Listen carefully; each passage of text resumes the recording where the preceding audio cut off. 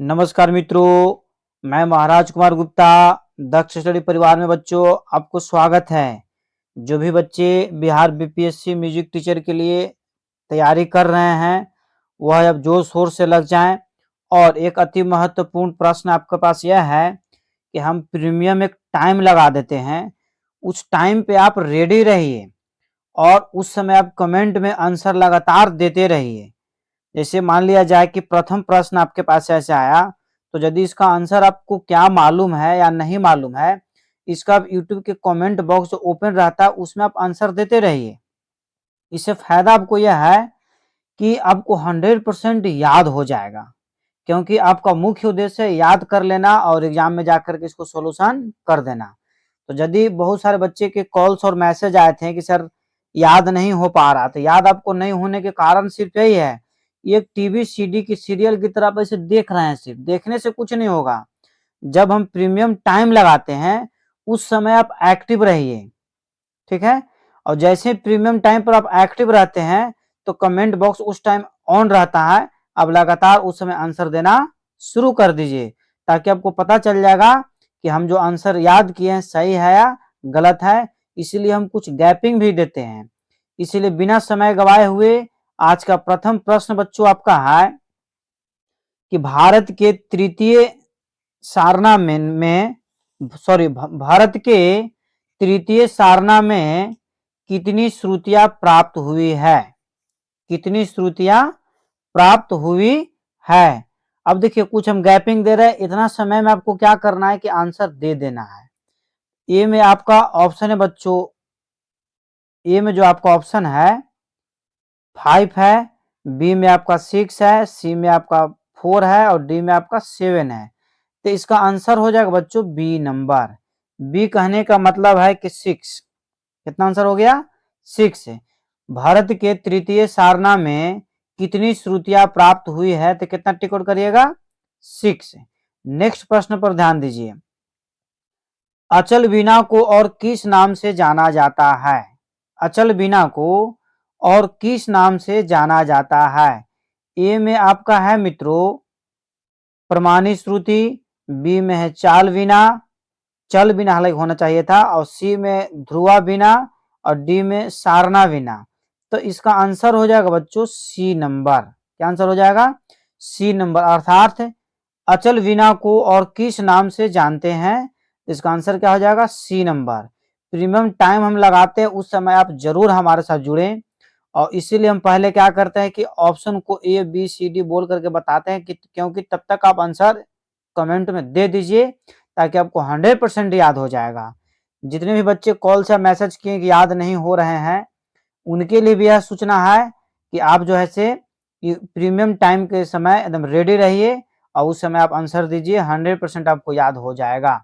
Next प्रश्न है कि भारत ने कितनी बीना पर सारना निकाली है? भारत ने कितनी बीना पर सारना निकाली है?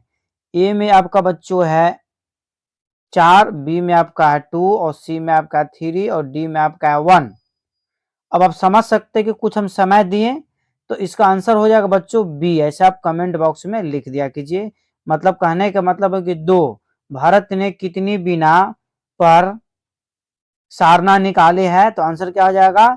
2। नेक्स्ट प्रश्न पर बच्चों ध्यान देना आपको है, 1 ग्राम से कितनी मूर्छनाएं बनती है? 1 ग्राम से कितनी मूर्छनाएं बनती है? हम कुछ गैपिंग छोड़ दिए। ए में आपका है 10, बी में आपका है 21, सी में है 7 और डी में है 20। इसका आंसर हो जाएगा बच्चों सी नंबर। सी कहने का मतलब है कि 7। 1 ग्राम से कितनी मूर्छनाएं बनती है, तो आंसर कितना हो जाएगा? 7। नेक्स्ट प्रश्न है, मूर्छना कितने प्रकार की होती है? मूर्छना के कितने प्रकार हैं या मूर्छना कितने प्रकार के होती है?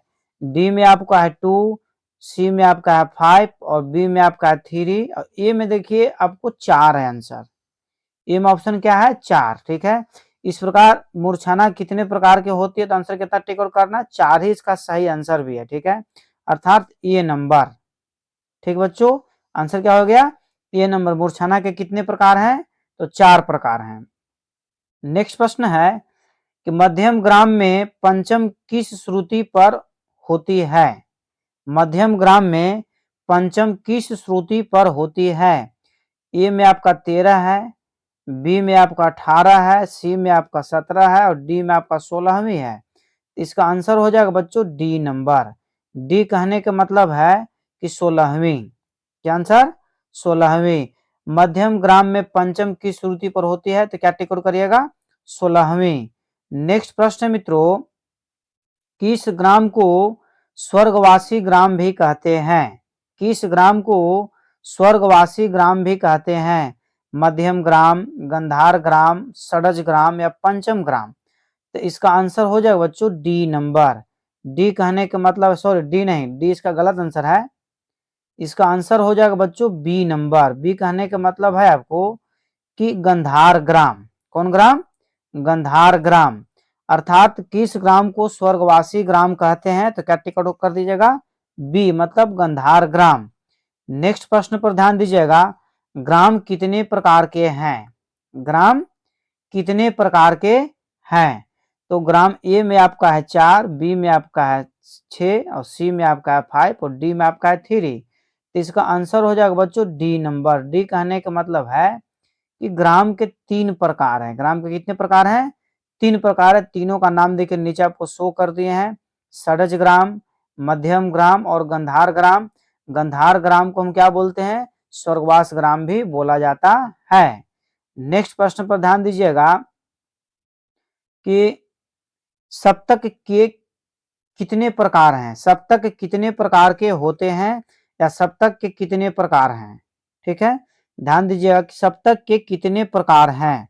तो 3 है ए में, बी में आपका 4 है, सी में आपका 5 है, डी में आपका 2 है। तो इसका आंसर हो जाएगा बच्चों ए नंबर। ए कहने का मतलब है कि 3। सप्तक के कितने प्रकार हैं? 3 प्रकार है। तीनों सप्तक का देखिए नाम आपको लिख दिया गया है, मंद सप्तक, मध्य सप्तक और तार सप्तक। ठीक है, सप्तक के कितने प्रकार हैं? तो 3 प्रकार है। तीनों प्रकार का आपको यहाँ पर शो कर दिया गया है। नेक्स्ट प्रश्न पर ध्यान दीजिएगा कि अधवर्ध दशक स्वर किसे कहते हैं? ठीक है, तो इनमें से ए आपका है म, बी में आपका है रे, सी में आपका है प और डी में आपका है सा। अर्थात इसका म आंसर हो जाएगा। म कहने का मतलब है कि ए नंबर। आप कमेंट में जरूर आंसर दें। आंसर आपको लिख देने से फायदा आपको ही है कि 100% आपको रिमेंबर हो जाएगा यदि आप याद करना चाहते हैं तब। नेक्स्ट प्रश्न बच्चों कि रमा मात्य और श्री कनठ ने कितने स्वर माने हैं? कितने स्वर माने हैं या फिर मूल स्वर कितने, ये भी आपसे क्वेश्चन पूछा जा सकता है। तो 12 का ए में आपका है बच्चों 12 और बी में आपको है 14, सी में आपको है 15 और डी में आपको है 10। इस प्रकार इस प्रश्न का आंसर है आपको बी नंबर। बी कहने का मतलब है कि 14। अर्थात रामामात्य और श्री कनठ ने कितने स्वर माने हैं? तो कितना टिक आउट करना है? 14। ऐसे मूल स्वर आपको जो है 14 नहीं है। नेक्स्ट प्रश्न है बच्चों, किस राग में सभी कोमल स्वर प्रयुक्त होते हैं? किस राग में सभी कोमल स्वर प्रयुक्त होते हैं? तो हम गैपिंग आपको कुछ समय छोड़ते हैं ऑप्शन देते समय, उतना समय में आप यूट्यूब के कमेंट बॉक्स में आंसर दे दिया कीजिए। ए में आपका है ऑप्शन असावरी, बी में है यमन, सी में है भैरव और डी में है भैरवी। डी में क्या है? भैरवी। तो इसका आंसर हो जाएगा बच्चों डी नंबर। डी कहने का मतलब है कि भैरवी। डी कहने का मतलब क्या है? भैरवी। किस राग में सभी कोमल स्वर प्रयुक्त होते हैं? तो क्या टिक आउट करिएगा? भैरवी। स्वर कितने प्रकार के होते हैं? स्वर कितने प्रकार के होते हैं? तो इसका ए में आपका है ऑप्शन बच्चों 2, बी में है 5 और सी में है 3 और डी में है 6। ठीक है, तो इसका आंसर हो जाएगा बच्चों ए नंबर। क्या हो जाएगा? ए नंबर। चल स्वर और अचल स्वर। स्वर कितने प्रकार के हैं? 2 प्रकार के। परंतु यहाँ पर एक क्वेश्चन था कि रामात्य और श्रीकंठ ने कितने स्वर माने हैं? तो उनके अनुसार कितना? 12 टिक आउट करना है। ऐसे स्वर कितने हैं? तो 2 हैं, चल और अचल स्वर। नेक्स्ट प्रश्न पर ध्यान दीजिएगा, षडज तथा मध्यम ग्राम के पंचम के अंतर को भरत ने क्या कहा है? तो ए में आपको ऑप्शन है बच्चों प्रमाण श्रुति, बी में आपको है अंतर श्रुति, और सी में आपका है स्वर श्रुति, और डी में आपका है रक्ता श्रुति। तो इसका आंसर हो जाएगा ए नंबर। ये कहने का मतलब है कि प्रमाण श्रुति, षडज तथा मध्यम ग्राम के पंचम के अंतर को भरत ने क्या कहा है? प्रमाण श्रुति कहा है। नेक्स्ट प्रश्न पर बच्चों ध्यान दीजिएगा, षडज ग्राम में सा और म की कितनी श्रुतियां मानी गई है? षडज ग्राम में सा और म की कितनी श्रुतियां मानी गई है? तो आपको ए में है 5, बी में है 2, और सी में है 3, और डी में है 4। इसका आंसर हो जाएगा बच्चों डी नंबर। डी कहने का मतलब है कि 4। नेक्स्ट प्रश्न पर आप ध्यान दीजिएगा, अलापिनी किसका नाम है? अलापिनी किसका नाम है? ए में आपका है स्वर, बी में आपका है श्रुति, डी में है नाद, और सी में है नाद, और डी में है जी। तो कहने का मतलब है कि अलापिनी जो नाम है बच्चों उस श्रुति का नाम है। श्रुति कहने का मतलब है कि बी और श्रुति कितने हैं? 22 है। श्रुति कितने हैं? 22 है। नेक्स्ट प्रश्न में बच्चों ध्यान दीजिएगा कि रस तथा भाव के अनुसार श्रुतियों की कितनी जातियां मानी गई है? रस तथा भाव के अनुसार श्रुतियों की कितनी जातियां मानी गई है? ए में आपको है 5, बी में है 6, और सी में है 8, और डी में है 9। इसका आंसर हो जाएगा बच्चों ए नंबर। अर्थात रस तथा भाव के अनुसार श्रुतियों की कितनी जातियां हैं? तो 5। कितना टिक आउट करना है? 5 है। मतलब संगीत में जातियां ही मुख्य रूप से 5 ही है, ये है। नेक्स्ट प्रश्न आपको ध्यान देना बच्चों, संगीत में कितनी श्रुतियां को लिया गया है? यदि आप बीपीएससी म्यूजिक टीचर की तैयारी करते हैं और यदि आपको श्रुति भी नहीं याद है कि कितने हैं तो आप बेकार तैयारी कर रहे हैं। इसलिए आप अभी भी वक्त है कि अभी से अभी याद करना क्या कर दीजिए, शुरू कर दीजिए। ए में आपको है 22, बी में है 15, सी में है 10, और डी में है 20। इसका आंसर हो जाएगा बच्चों ए नंबर। ए कहने का मतलब है कि 22। संगीत में कितनी श्रुतियां हैं? तो 22 है। नेक्स्ट प्रश्न है बच्चों कि नाद की कितनी विशेषताएं हैं? तो ए में आपका ऑप्शन है 4, बी में है 3, डी में है 5, और सी में है 5, और डी में है 2। तो नाद की विशेषताएं आपको 3 है। नाद की विशेषताएं कितने हैं? 3 है। और नाद के प्रकार कितने हैं? तो 2 हैं। आपको याद रखना है। अर्थात इसका आंसर कितना हो गया? 3। आंसर कितना होगा बच्चों? 3। नाद की कितनी विशेषताएं हैं तो कितना टिक आउट करिएगा? 3। नेक्स्ट प्रश्न मित्रों कि नाद की जाति अथवा गुण से क्या समझते हैं? नाद की जाति अथवा गुण से क्या समझते हैं? ए में आपको ऊंचाई और निचाई, बी में है तीव्रता, सी में आपको ध्वनि की पहचान, और डी में है आहत। तब तक आप कमेंट बॉक्स में आंसर दे दिया कीजिए। इसका आंसर हो जाएगा बच्चों सी नंबर। सी कहने का मतलब है कि ध्वनि की पहचान। नाद की जाति अथवा गुण से क्या समझते हैं? तो ध्वनि की पहचान। नेक्स्ट प्रश्न मित्रों, नाद के कितने प्रकार हैं? देखिए अभी हम कुछ देर पहले ही आंसर आपको बता चुके थे कि नाद के कितने प्रकार हैं। देखिए यहाँ लिखे थे हम, नाद के कितने प्रकार है लिख दिए थे। पुनः यहाँ पर क्वेश्चन आपको पूछ दिया गया कि नाद के कितने प्रकार हैं, तो कितना टिक आउट करिएगा? 2। 2 कहने का मतलब है कि सी नंबर। कितना नंबर आंसर होगा बच्चों? C number. नाद के कितने प्रकार हैं? तो 2। और नाद की विशेषताएं कितने हैं? तो 3। नाद की विशेषता कितना है? तो 3। और नाद कितने हैं? तो 2। गरबा कहाँ का प्रसिद्ध लोक और लोक नृत्य है? गरबा कहाँ का प्रसिद्ध लोकगीत और लोक नृत्य है? ये भी आपको आंसर याद होना चाहिए, क्योंकि कुछ वीडियो में हम इस क्वेश्चन को डाल दिए, क्वेश्चन दोबारा पूछा हुआ है, इसलिए दोबारा आपको डाल दिया गया। ए में आपको ऑप्शन है बच्चों गुजरात, बी में है बिहार, सी में है मुंबई, और डी में राजस्थान। अर्थात इसका आंसर हो जाएगा बच्चों ए नंबर। ए कहने का मतलब है मित्रों कि गुजरात। गरबा कहाँ का प्रसिद्ध लोकगीत और लोक नृत्य है? तो क्या टिक आउट करिएगा? गुजरात का। गरबा ग से गुजरात और ग से गरबा, काहे नहीं याद रही। लवनी कहाँ का लोकप्रिय गीत है? लवनी कहाँ का लोकप्रिय गीत है? ए में आपको महाराष्ट्र है, बी में राजस्थान है, सी में आपको बिहार है, और डी में गुजरात है। इसको भी आपको आंसर 100% याद होना चाहिए। इसका आंसर हो जाएगा बच्चों ए नंबर। ये कहने का मतलब है कि महाराष्ट्र। लवनी कहाँ का? मुख्य रूप से लोकप्रिय गीत है, तो कहाँ का टिक करिएगा, महाराष्ट्र का, लवनी महाराष्ट्र। इसका भी आंसर आपको याद होना चाहिए, केसरिया बालम आओ नी पधारो म्हारो देश है। ठीक है, इसका भी यदि आपको आंसर नहीं याद है तो 100% याद कर लिया कि जो बहुत ही महत्वपूर्ण प्रश्न है। इसका ए में आपको आंसर है राजस्थान, बी में है बिहार और सी में है दिल्ली और डी में है कर्नाटक। इसका आंसर हो जाएगा मित्रों ए नंबर। ए कहने का मतलब है कि राजस्थान, क्या आंसर हो जाएगा, राजस्थान। केसरिया बालम आओ नी पधारो हमरो देश किस राज्य की गीत है, तो क्या टिक करिएगा, राजस्थान। नेक्स्ट प्रश्न मित्रों कि मांड गायन शैली कहाँ का प्रसिद्ध गायन शैली है। ए में आपको है राजस्थान, बी में है कर्नाटक, सी में उत्तर प्रदेश और डी में दिल्ली। तो इसका आंसर हो जाएगा बच्चों ए नंबर। ए कहने का मतलब है कि राजस्थान, क्या आंसर हो जाएगा, राजस्थान। नेक्स्ट प्रश्न मित्रों, गरबा कहाँ का प्रसिद्ध लोकगीत और लोक नृत्य है। इसका भी आंसर आपको डायरेक्ट वे में देना है, क्योंकि इसी पीडीएफ में, इसी वीडियो में दोबारा क्वेश्चन रिपीट हो चुका है, इसीलिए आपको आंसर डायरेक्ट वे में इसका देना है। इसका आंसर हम बताना उचित नहीं समझते हैं, इस प्रकार आपको आंसर खुद दे देना है। इस प्रकार नेक्स्ट प्रश्न पर बच्चों ध्यान दीजिए, नाटी कहाँ का गायन प्रसिद्ध गायन शैली है। नाटी कहाँ का गायन प्रसिद्ध गायन शैली है।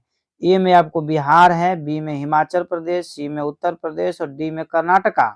तो इसका आंसर हो जाएगा बच्चों हिमाचल प्रदेश, HP, हिमाचल प्रदेश। कहने का मतलब है कि ए नंबर इसका आंसर क्या है, सही है बच्चों। ए नंबर इसका आंसर क्या है, सही। अर्थात नाटी कहाँ का गायन प्रसिद्ध गायन शैली है, तो क्या टिक करिएगा, हिमाचल प्रदेश है।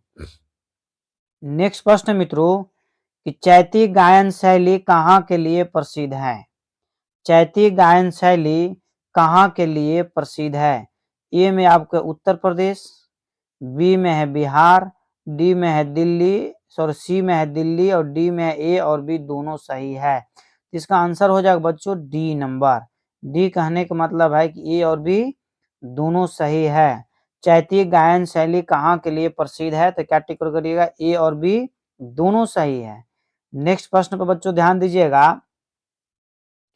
कि मिर्जापुर, बनारस, जौनपुर किस गायन शैली के लिए प्रसिद्ध है। इसका आंसर आपको 100% याद होना चाहिए। बहुत सारे बच्चे उत्तर प्रदेश से भी कॉल आया है, मैसेज आया है, सभी को हम मदद करेंगे, किसी को कोई घबराने की जरूरत नहीं है। बताइए मिर्जापुर, बनारस, जौनपुर किस गायन शैली के लिए प्रसिद्ध है। ए में आपको है कजरी, बी में है गरबा, सी में है नारी, डी में है चैता। इसका आंसर हो जाएगा बच्चों ए नंबर। ये कहने का मतलब है कि कजरी, ये कहने का मतलब क्या हो गया, कजरी। अर्थात मिर्जापुर, बनारस, जौनपुर किस गायन शैली के लिए प्रसिद्ध है, तो क्या टिक करिएगा, कजरी। नेक्स्ट प्रश्न है बच्चों, राग मालकौंस का सम प्रकृति राग क्या है। राग मालकौंस का सम प्रकृति राग क्या है। ए में आपको है चंद्रकौश, बी में है आपको बच्चों भैरव और डी में आपको है ललित और सी में है आसावरी। इसका आंसर हो जाएगा मित्रों ए नंबर। क्या हो जाएगा बच्चों, ए नंबर। अर्थात राग मालकौंस का सम प्राकृतिक राग क्या है, तो चंद्रकौंस। नेक्स्ट प्रश्न है राग भैरव का सम प्राकृतिक राग क्या है। देखिएगा फिर से ध्यान दीजिएगा, राग मालकौंस का सम प्राकृतिक राग चंद्रकौश है, जबकि यहाँ पर क्वेश्चन है कि राग भैरव का सम प्राकृतिक राग क्या है। ए में आपको है कलिंगड़ा, बी में है कल्याण, सी में है भैरवी और डी में है मारवा। इसका आंसर बताइए बच्चों क्या होगा, तो इसका आंसर हो जाएगा ए नंबर। ये कहने का मतलब है कि कलिंगड़ा। राग भैरव का सम प्रकृति राग क्या है, तो कलिंगड़ा। और राग मालकौंस का सम प्राकृतिक राग क्या है, तो चंद्रकौंस है। नेक्स्ट प्रश्न है आपका, राग परज और बसंत राग है, ठीक है, तो इसका आंसर हो जाएगा प्रातःकालीन तथा संधि प्रकाश। प्रातःकालीन तथा संधि प्रकाश, मतलब ये नंबर इसका आंसर बच्चों क्या है, सही है। नेक्स्ट प्रश्न पर ध्यान दीजिएगा, रागेश्वरी का सम प्राकृतिक राग क्या है।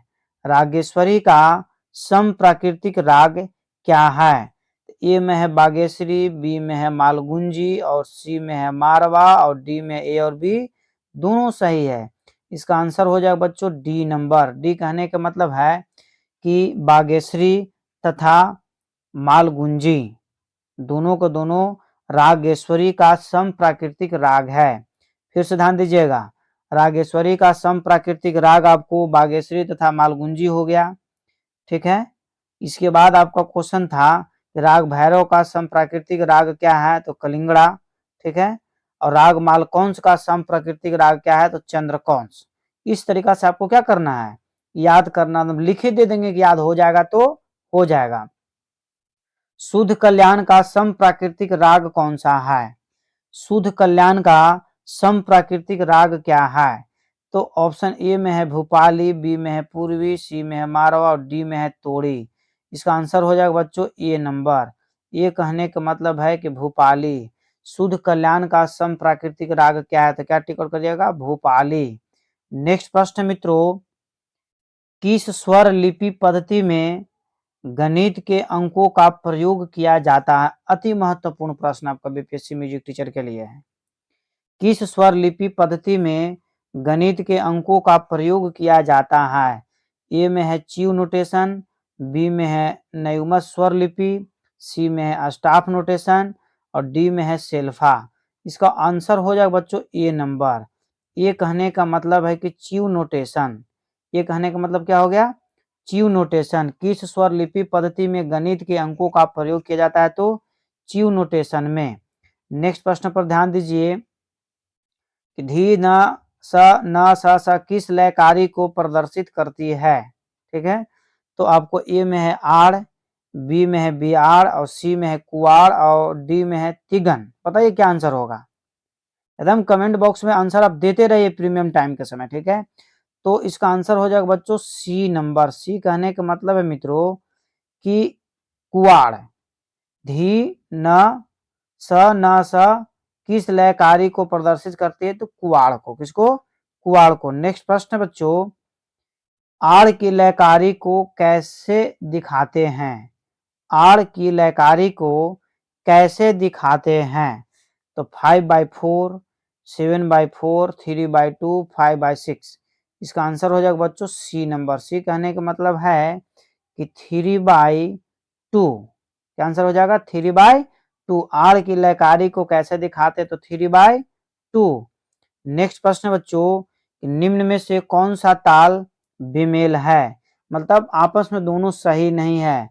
तो सुलझप आपका सही नहीं है, रूपक तीता सही नहीं है, धमार दीपचंदी सही नहीं है, और कौन सा बेमेल, एक सेकंड उल्टा बोला गया जी। देखिए ध्यान दीजिएगा, कह रहा है क्वेश्चन यहाँ पर कि निम्न में से कौन सा ताल बेमेल है, बेमेल है। तो ध्यान दीजिएगा बेमेल है, तो इसमें आपको सूल और झाप मेल में है, माने सही, सूल और झाप सही है, रूपक तीता मेल में है, धमार दीपचंदी मेल में है और डी में लक्ष्मी गणेश, ठीक है। यही बेमेल है, यही क्या है, बेमेल है। अर्थात इसका आंसर हो जाएगा बच्चों डी नंबर, क्योंकि क्वेश्चन हमको क्या कह रहा था कि निम्न में से कौन सा ताल बेमेल है, तो लक्ष्मी और गणेश क्या है, बेमेल है। देखिए जैसे अभी हमसे थोड़ा सा मिस्टेक हुआ, उसी तरीका से एग्जाम में भी प्रेशर में रहने के कारण आपसे मिस्टेक होने के चांस है, इसलिए क्वेश्चन को बारीकी से पढ़ा कीजिए। बेमेल यहाँ पर एक साथ लिखा हुआ होना चाहिए था, परंतु बाय द मिस्टेक से टाइपिंग करने वाले बच्चे एक साथ नहीं लिख पाए। इस प्रकार नेक्स्ट प्रश्न पर आप ध्यान दीजिए, 3/4 का विभाग कौन सी ताल में होता है? 3/4 का विभाग कौन सी ताल में होता है? तो इसका आंसर हो जाएगा, ए में है आपको झुमरा, बी में है तीन ताल, तीन ताल यहाँ होना चाहिए, तीन ताल, ठीक है। और सी में है बच्चों आपका कारवा और डी में है आपका दादरा। डी में क्या है, दादरा। तो इसका आंसर हो जाएगा मित्रों, ध्यान दीजिएगा, इसका जो आपको आंसर हो जाएगा कारवा। आंसर क्या हो जाएगा, कारवा। कारवा कहने का मतलब है कि सी नंबर, ठीक है बच्चों। कितना नंबर, सी नंबर आपका आंसर क्या इसमें है, सही है। नेक्स्ट प्रश्न पर ध्यान दीजिएगा, फिर देखो वही क्वेश्चन आपका रिपीट होगा कि 3/4 3/4 का विभाग कौन सी ताल में होती है? तो क्या टिक करिएगा? कारवा। नेक्स्ट प्रश्न बच्चों, कि ख्याल गायकी की साथ कौन सी ताल नहीं बजाई जाती है? देखिए फिर वही क्वेश्चन घुमा दिया। ख्याल गायकी के साथ कौन सी ताल नहीं बजाई जाती है? ये आपको बारीकी से क्वेश्चन को पढ़ने की जरूरत है। तो ए में है आपको झूमर ताल, बी में है 4 ताल, सी में है 3 ताल और डी में है झप ताल। इसका आंसर हो जाएगा बच्चों बी नंबर। क्या हो जाएगा? B number. बी कहने का मतलब है कि 4 ताल। बी कहने का मतलब क्या है? 4 ताल। नेक्स्ट प्रश्न मित्रों, पंचम सवारी ताल कितने मात्रा की होती है? पंचम सवारी ताल कितनी मात्रा की होती है?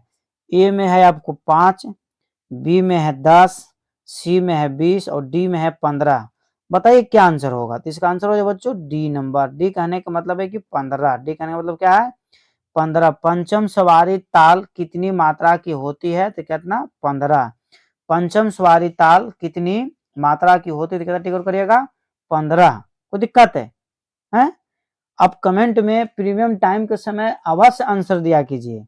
नेक्स्ट प्रश्न बच्चों, रूपक ताल की खाली किस मात्रा पर पड़ती है? ध्यान दीजिएगा, बहुत ही महत्वपूर्ण प्रश्न है कि रूपक ताल की खाली किस मात्रा पर पड़ती है? ए में आपको है पहली मात्रा, बी में है दूसरी मात्रा, सी में है तीसरी मात्रा, डी में है चौथी मात्रा। अब बताइए आंसर क्या होगा? रूपक ताल की खाली किस मात्रा पर पड़ती है? तो इसका आंसर हो जाएगा ए नंबर। ये कहने का मतलब है कि पहली। रूपक ताल की खाली किस मात्रा पर पड़ती है? तो पहली पर। नेक्स्ट प्रश्न बच्चों, निम्नलिखित में से कौन सा मार्ग ताल नहीं है? निम्नलिखित में से कौन सा मार्ग ताल नहीं है? इसका आपको YouTube के कमेंट बॉक्स में आंसर देना है, क्योंकि इसका आंसर हम आपको नहीं बताएंगे। इसलिए नहीं बताएंगे ताकि आप सर्च मारकर आपको खोज कर देखना है। ठीक है? तो इसका फिर से एक बार प्रश्न पर ध्यान दीजिएगा कि निम्नलिखित में से कौन सा मार्ग ताल नहीं है? तो इसका इसे आंसर हम आपको बता देते हैं, परंतु आपको YouTube के कमेंट बॉक्स में यदि आप देते हैं तो ज्यादा बेटर है। ठीक है? इस प्रकार बिहार शिक्षक भर्ती 2023 के लिए ऑफलाइन भी गया में आपको क्लास चल रहा है। आप जो है आकर के हमसे संपर्क करें। यह मेरा व्हाट्सएप नंबर है। जो भी बच्चे गया के नज़दीक हैं या गया के रहने वाले हैं या गया में आकर के रह सकते हैं, उनको ऑफलाइन भी सुविधा प्रोवाइड करवाया जाएगा, क्योंकि एग्जाम बहुत जल्द ही ले लेगा। जैसे फॉर्म का नोटिफिकेशन आएगा तो एग्जाम बहुत फास्ट ले लेगा। इसलिए आप तैयारी में लगे हुए रहें। हम 100% आपके साथ खड़ा हैं तो खड़ा हैं। इसके बाद बिहार BSSC का सिलेबस भी यहाँ पर चालू है। ठीक है? मैथ्स के और रीजनिंग के भी आप हमारे साथ जुड़े हुए रहें। ऑफलाइन और ऑनलाइन दोनों मैथ्स के क्लास स्टार्ट हैं। आप हमारे साथ जुड़ें, आपको 100% मदद किया जाएगा। देखिए यह एलोवेरा का आपका पिक्चर बना हुआ है। आप स्वस्थ रहिए और मस्त रहिए। यदि आप स्वस्थ हैं तभी आपको पढ़ने में अच्छा लगेगा। स्वस्थ नहीं है तो पढ़ने में आपको किसी भी प्रकार का मन नहीं लगेगा। जिस व्यक्ति का दांत सही है, देखिए गंदा दांत है, साफ दांत है। जिस व्यक्ति का दांत से परेशानी है, आंत से परेशानी है, लीवर से परेशानी है, घुटने में दर्द है, विभिन्न प्रकार के आपको निःशुल्क सेवा की भावना से आपको मदद किया जाएगा। ठीक है? आप हमसे एक बार जरूर कांटेक्ट करें। मेरा व्हाट्सएप नंबर देखिए यहाँ पर आपको शो हो रहा है। मेरा व्हाट्सएप नंबर यही है 741 95 240। ये मेरा क्या है? व्हाट्सएप नंबर है। आप इससे हम कांटेक्ट कर सकते हैं। आपको 100% मदद किया जाएगा। ठीक है? प्लस में एक अति महत्वपूर्ण सूचना आपको देना चाहते हैं कि जो भी बच्चे बिहार BPSC म्यूजिक टीचर के लिए तैयारी कर रहे हैं, अधिकांशतः व्यक्ति को शादी विवाह हो गया होगा, ये मेरा मानना है। कुछ व्यक्ति का नहीं भी हुआ होगा, परंतु आपसे विनती है, नम्र निवेदन है कि अपने माता पिता तथा बुजुर्ग व्यक्ति को ख्याल रखें। यह जो व्यक्ति नजर आ रहे हैं आपको, ये बेचारे तमिलनाडु से चल करके हमारे डिस्ट्रिक्ट गया में आए हुए थे और दर दर भटक रहे थे। इनको हमारे प्रिय शिष्य रंजीत बाबू हैं, इन्होंने हमको बताया कि सर ऐसा ऐसा बात है। तब इनको हम मैंने बहुत ही बुरी हालात में इनका था, तब इनको कहा कि बाल दाढ़ी बनवाएं, इनको कपड़ा लाता उन्होंने नया खरीदें, खरीदने के बाद में गिरुआ कपड़ा ही पसंद किए ही, और उसके बाद इनको जो है एक नया कपड़ा दिला करके हर तरीका से इनको मदद कर करके ये जो है से वृद्धा आश्रम चलाती हैं, माता जी हैं, बेदा मैम हैं, इनसे हमको अच्छा खासा एक लगाव, इनके कांटेक्ट में आ करके इनको हमने क्या किया कि इस वृद्धा आश्रम में जो हमसे बन पाया उतना सेवा दे करके वृद्धा आश्रम में चाचा को शिफ्ट करवा दिया गया। अतः आपसे भी निवेदन है कि अपने माँ बाप को इस तरीका से वृद्धा अवस्था में न छोड़ें, ठीक है। यदि आप ऐसा करते हैं तो एक दिन आपको भी वृद्धावस्था में आना है। ये जीवन का चक्र है। आज आप यंग है, कल आप भी वृद्ध होइएगा। और जो भी आपके अगल बगल में बुजुर्ग व्यक्ति हैं, उनको जहां तक हो सके उनको मदद करने की कोशिश कीजिए, ठीक है। यह बहुत बड़ा ही पुण्य की काम है। और यदि आप पीडीएफ चाहते हैं इसका, तो आप हमसे कांटेक्ट करें, आपको 100% पीडीएफ प्रोवाइड करवाया जाएगा। तब तक के लिए जय हिंद, जय भारत, स्वस्थ रहिए और मस्त रहिए।